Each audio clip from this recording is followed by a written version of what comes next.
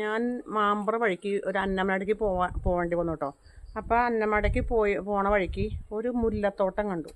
അപ്പം ഞാനിവിടെ എനിക്കൊരു മുല്ല ഉണ്ടായിരുന്നു, കുറേ നാളായിട്ട് എനിക്കൊരു മുല്ല ഉണ്ടായിരുന്നു. വലിയ കെയറിങ് ഒന്നുമില്ല, തന്നെ ഇങ്ങനെ നിൽക്കുന്നുണ്ട്. ഒരു ഏപ്രിൽ മെയ് മാസമൊക്കെ വരുമ്പോൾ കുറച്ച് പൂവുണ്ടാവും. അത് കഴിഞ്ഞ് പിന്നെ അങ്ങനെ നിൽക്കും. വലിയ കെയറിങ് ഒന്നും ഉണ്ടായില്ല. പിന്നെ ഇവിടെ ഇങ്ങനെ വളർന്ന് ഇങ്ങനെ പന്തലിച്ച് പടർന്ന് കിടക്കായിരുന്നു കേട്ടോ. അപ്പം ഞാൻ ആ മാമ്പ്ര ഭാഗത്ത് കണ്ട ആ മുല്ലത്തോട്ടത്തിൽ കുറേ മുല്ലകൾ ഇങ്ങനെ വെട്ടി നിർത്തിയുണ്ട്, നല്ല ഉണ്ട പോലെ വെട്ടി നിർത്തിയുണ്ട് കേട്ടോ. അപ്പം എനിക്ക് തോന്നി അതേപോലെ എൻ്റെ മുല്ലയൊന്ന് വെട്ടി നിർത്തിക്കാൻ ചിലപ്പോൾ നന്നായിട്ട് എപ്പോഴും പൂവുണ്ടാവുമല്ലോ എന്ന് വിചാരിച്ചു. അപ്പം ഞാൻ അതേപോലെ എൻ്റെ മുല്ലേനെ ഒന്ന് വെട്ടിയൊക്കെ നിർത്തി കുറച്ച് വളമൊക്കെ ഇട്ട് കൊടുത്ത് ഒന്ന് കെയർ ചെയ്തു കേട്ടോ.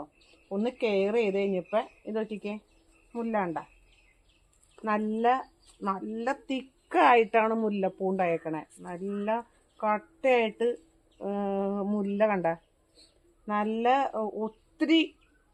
ഒത്തിരി കട്ടയായിട്ടാണ് ഈ മുല്ലപ്പൂ ഉണ്ടായേക്കണേ.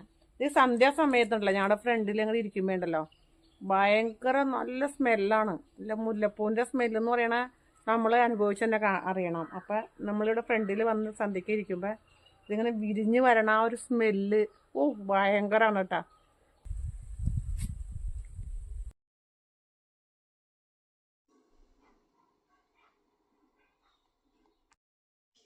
അപ്പം നമ്മുടെ ചെറുപ്പത്തിലൊക്കെ ഇങ്ങനത്തെ പൂവൊക്കെ കിട്ടുമ്പോൾ നമ്മൾ തലയിലൊക്കെ ചൂടിയിട്ടുണ്ട് കേട്ടോ. അപ്പം ഇങ്ങനെ ഇത് കാണുമ്പോൾ നമ്മുടെ വീട്ടിലുള്ള ഇങ്ങനെ പൂക്കൾ കാണുമ്പോൾ നമുക്ക് പറിച്ചിങ്ങനെ തലയിൽ ചൂടാൻ തോന്നും. നിങ്ങൾക്ക് ആരെങ്കിലും ഇങ്ങനെ തോന്നാറുണ്ടോ?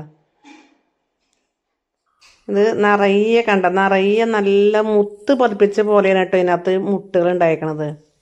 നല്ല രസമുണ്ട് കാണാനായിട്ട്. അപ്പം നമ്മളിങ്ങനെ മുല്ല നട്ട മാത്രം പോരാ, ഇങ്ങനെ കട്ട് ചെയ്ത് നമ്മൾ നിർത്തണം, അത് ഇടയ്ക്ക് കെയർ ചെയ്യണം.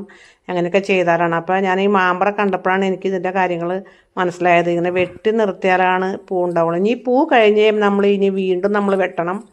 വെട്ടി കഴിയുമ്പോൾ അടുത്ത പൂ നമുക്ക് ഉണ്ടാവും കേട്ടോ. അങ്ങനെയാണ് ഈ മുല്ല കെയർ ചെയ്യേണ്ടത് ശരിക്കും. ഒരു പൂ കഴിഞ്ഞ് കഴിയുമ്പോൾ വീണ്ടും വെട്ടി നിർത്തണം.